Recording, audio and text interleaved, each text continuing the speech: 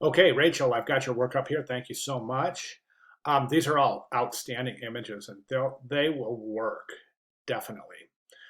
So let's talk about this a little bit. So if you take a look at the first two posts here and review my video feedback for those, one thing I want to mention is this: is you have the option here of creating a theme for the project, and the theme would be maybe all comedic actors, or one of the examples I used in John's feedback was including all Hollywood women in comedic roles, Hollywood women over 60 in comedic roles, right? Or another example would be young African American comedians or young African American actors under 25.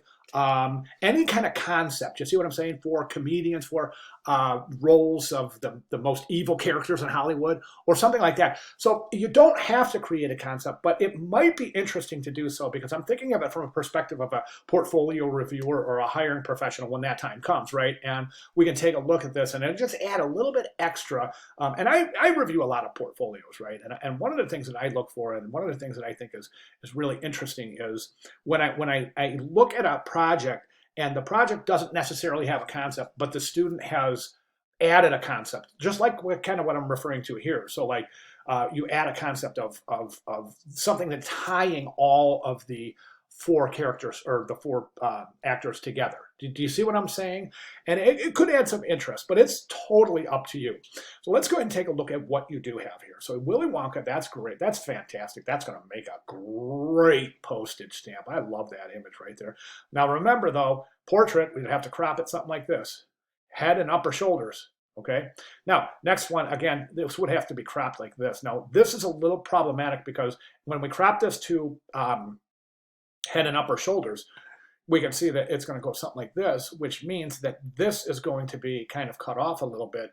And so the stamp would end up looking like this.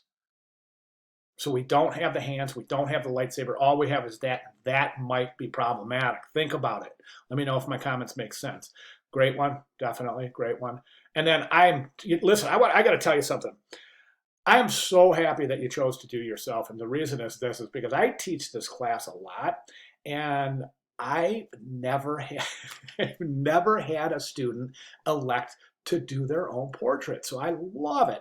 Now, don't forget when you do your own portrait, you have to make up the narrative for yourself as if this image is a famous Hollywood actress. Do you see what I'm saying?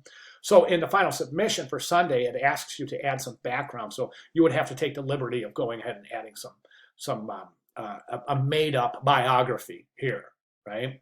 Make sense? Okay, so great job. If you have any question, please feel free to move forward in any direction you feel is the most appropriate. And if you want to change to a concept, that's great. If you want to keep it as separate portrait stamps, that's fine too.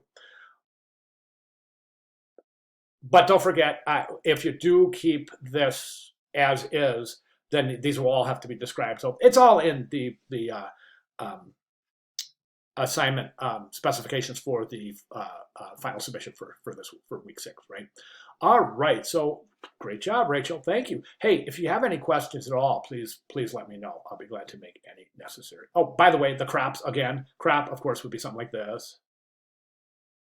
So, or even, just head and upper shoulders, just keep that in mind, right? And then you're free to add any kind of background you want. That's where it really starts getting creative. As you can hear my dogs bark, which means it is 12:25. The mailman's here. All right, Rachel, thank you very much. Of course, if you have any questions at all, please let me know. Great job. Thank you.